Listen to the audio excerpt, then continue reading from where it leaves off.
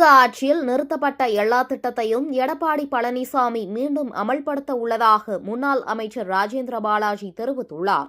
சிவகாசி அருகே திருத்தங்கல்லில் எம்ஜிஆர் பிறந்தநாள் விழாவை முன்னிட்டு நூற்றுக்கணக்கான பொதுமக்களுக்கு முன்னாள் அமைச்சர் ராஜேந்திர பாலாஜி அன்னதானம் வழங்கினார்.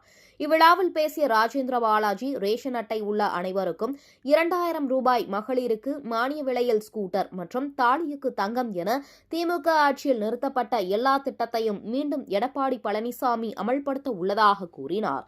இத்தனை திட்டங்களையும் அமல்படுத்த வேண்டுமென்றால் மத்திய மாநில அரசை சிறப்பாக அணுகக்கூடிய நல்லாட்சி தமிழகத்தில் அமைய வேண்டும் என்றும், நல்ல திட்டங்கள் நாட்டு மக்களுக்கு கிடைக்க அதிமுகவிற்கு வாக்களியுங்கள் எனவும் மக்களிடம் கேட்டுக் கொண்டார்.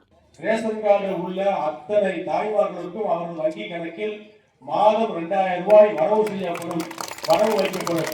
சொந்த வீடு இல்லை என்று விஓவிலிருந்து சர்டிபிகேட் வாங்கினால் போதும். அடுக்குமாடி வீடுகள் இடம் வாங்கி கட்டி கொடுத்து அவர்களுக்கு இலவசமாக வீடுகளை ஒதுக்குவதற்கான திட்டத்தை அறிவித்திருக்கின்றார்.